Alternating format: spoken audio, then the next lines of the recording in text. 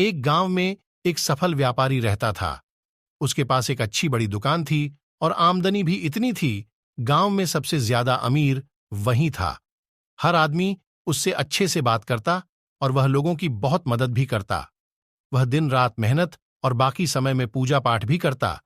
कि बहुत इज्जत करते थे, पर उस व्यापारी की एक बुरी आदत थी।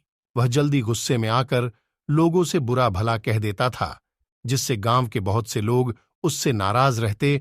और जब वह नाराज लोगों को मनाने जाता और वो लोग नहीं मानते, तो उसको और गुस्सा आता और वह और बुरा भला कह देता, और फिर बाद में व्यापारी को बहुत बुरा लगता।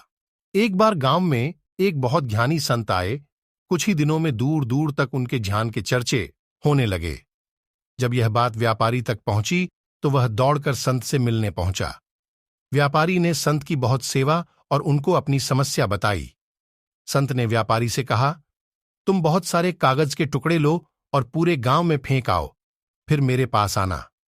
व्यापारी बिना सोचे समझे दिन भर कागज के छोटे छोटे टुकड़े पूरे गांव पहुंच जाता है। संत उस व्यापारी से कहते हैं, तुम्हारी समस्या का समाधान मिल गया है, बस तुमको एक काम करना है। तुम जाकर उन सभी कागज के टुकड़ों को इकट्ठा करके यहां ले आओ। अपनी समस्या का समाधान पाकर व्यापारी बिना कुछ सोचे समझे उन कागज के टुकड़ों को इकट्ठा करने पहुंच जाता है।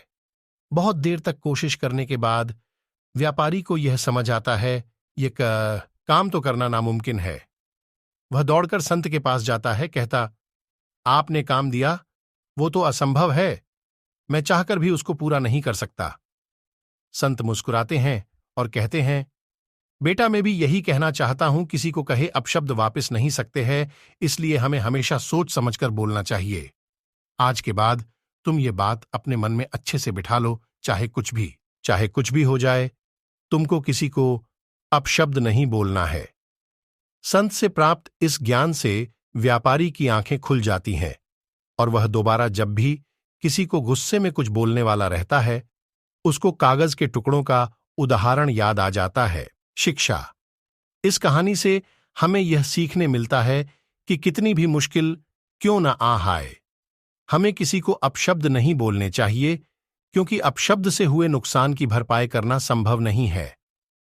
गलत शब्दों से किसी को ठेस नहीं पहुंचाना चाहिए।